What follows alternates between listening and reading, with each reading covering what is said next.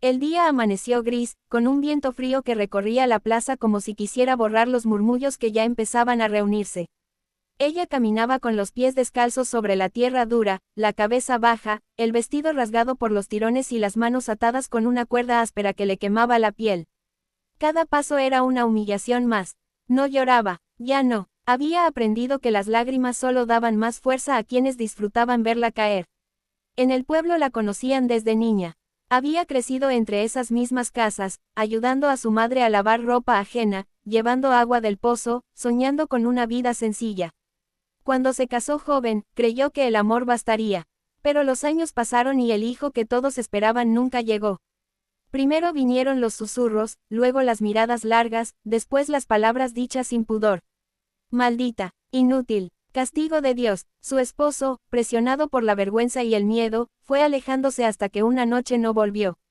Nadie preguntó por él, nadie la defendió. Cuando el anciano del consejo declaró que su esterilidad era una vergüenza para el pueblo, ella supo que no habría escapatoria. La arrastraron a la plaza como ejemplo, como advertencia para otras mujeres. No importaba que hubiera trabajado más que muchos hombres, que cuidara a los enfermos, que nunca negara ayuda. Para ellos, su valor se medía solo en hijos que no pudo dar. El gentío se apretaba alrededor. Algunos miraban con morbo, otros con culpa, pero ninguno dio un paso al frente. Ella levantó la vista apenas una vez y vio rostros conocidos que se giraron para no cruzar su mirada. Sintió algo romperse dentro, no de golpe, sino como una madera vieja que cede lentamente. Fue entonces cuando el sonido de unos pasos firmes rompió el murmullo. No venían del pueblo, sino del sendero que bajaba de las montañas. Un hombre alto apareció entre la multitud como si el mundo se abriera a su paso. Llevaba barba espesa, la ropa gastada por el trabajo duro y una mirada que no se movía con facilidad. Era conocido solo de nombre, el montañés. Vivía lejos, en los límites donde pocos se atrevían a ir, cazando, comerciando pieles, evitando a la gente. Se detuvo al ver la escena. Sus ojos recorrieron la cuerda, los moretones, el temblor apenas perceptible en los hombros de la mujer. No preguntó qué había pasado. No gritó. Caminó hasta quedar frente a ella, ignorando las protestas que empezaban a surgir. Uno de los hombres del consejo habló, inflando el pecho para parecer importante. Explicó la condena, las tradiciones, la vergüenza. El montañés lo escuchó en silencio. Luego, sin decir palabra, sacó su cuchillo. El brillo del metal cortó el aire y los murmullos se apagaron de golpe. Con un solo movimiento, firme y preciso, cortó la cuerda que ataba a la mujer. El sonido seco fue más fuerte que cualquier grito. Ella cayó de rodillas, libre de pronto, sin entender. El hombre extendió su abrigo y lo colocó sobre sus hombros con un gesto lento, casi cuidadoso. Basta, dijo al fin, con una voz profunda que no admitía discusión. Esta mujer es mía. La palabra quedó suspendida en el aire. No como una amenaza, sino como una certeza. Nadie se movió, nadie se atrevió a contradecirlo. El montañés tomó a la mujer del brazo, no con fuerza, sino con firmeza, y la ayudó a ponerse de pie. Ella temblaba, no de miedo, sino de algo nuevo, algo que no se permitía sentir desde hacía años. Caminaron juntos fuera de la plaza. Cada paso alejaba el eco de las voces, el polvo, la vergüenza. Cuando dejaron atrás el último techo del pueblo, ella se detuvo. Sus manos apretaron el abrigo como si fuera lo único real. No tengo nada, susurró.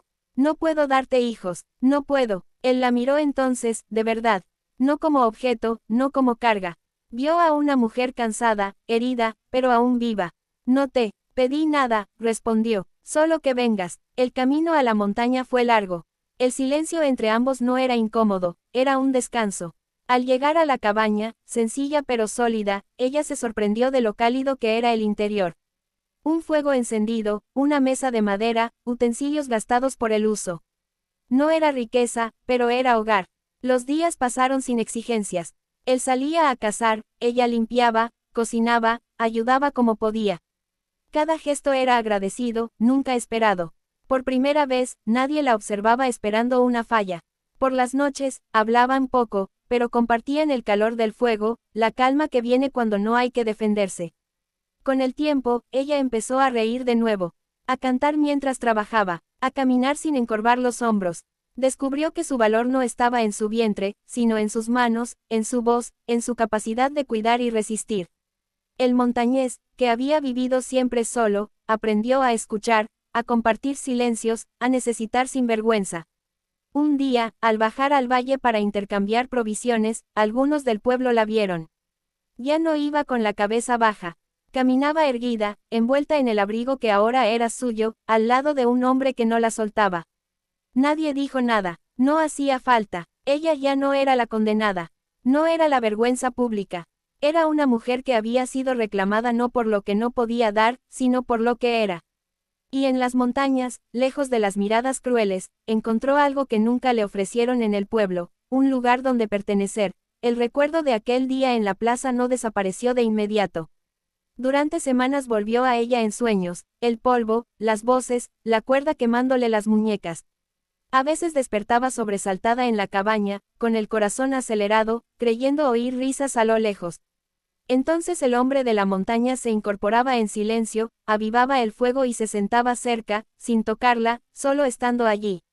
Esa presencia firme era suficiente para que el temblor se apagara poco a poco. La vida en la montaña no era fácil, pero era honesta. Cada amanecer traía trabajo, recoger leña, revisar trampas, cuidar el pequeño huerto que él había logrado mantener entre las piedras. Ella aprendió rápido. Sus manos, acostumbradas a servir a otros, ahora construían algo propio. Se cortó los dedos más de una vez, se cansó hasta el dolor, pero nunca escuchó una queja dirigida hacia ella. Si algo salía mal, él simplemente decía, mañana será mejor. Con el paso de los días, empezó a hablarle de sí mismo. Le contó que había dejado el pueblo años atrás, cansado de reglas que solo protegían a los fuertes y aplastaban a los débiles. En la montaña había encontrado silencio, pero también soledad. Nunca pensó compartir su refugio con nadie, hasta que la vio en la plaza. No podía seguir caminando, admitió una noche, mirando al fuego. Si lo hacía, me habría convertido en uno de ellos. Ella escuchaba con atención, sorprendida de que alguien como él cargara culpas y dudas. Hasta entonces lo había visto como una figura casi irreal, un salvador surgido de la nada.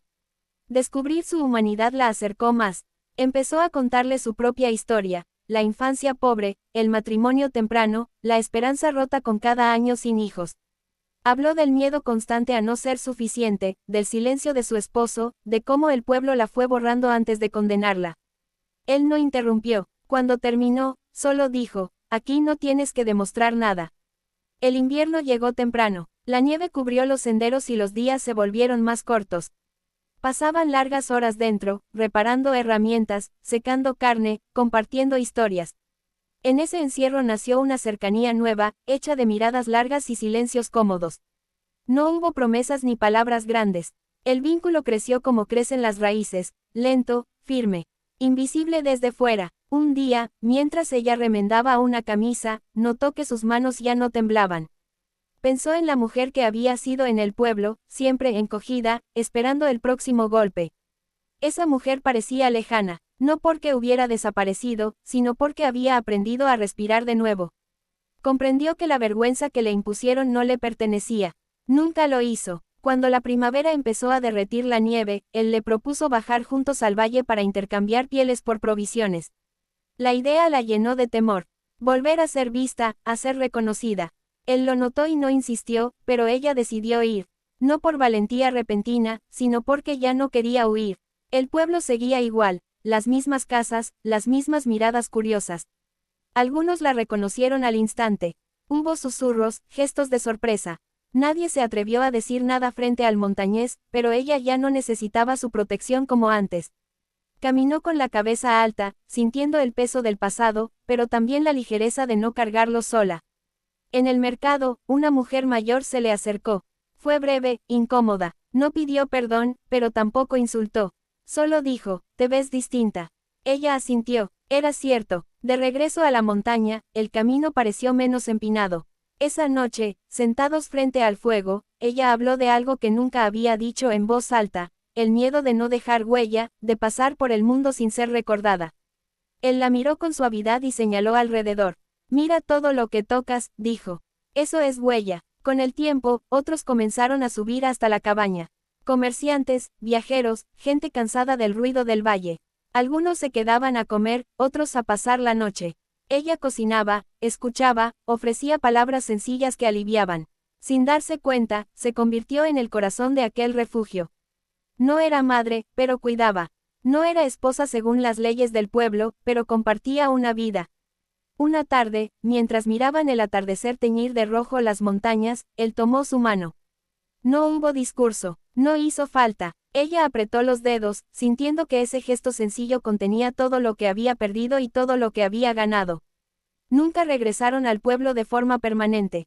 No era necesario. Su historia ya no les pertenecía a quienes la condenaron. En las montañas, lejos de las reglas crueles, ella encontró algo más fuerte que la aceptación, encontró dignidad.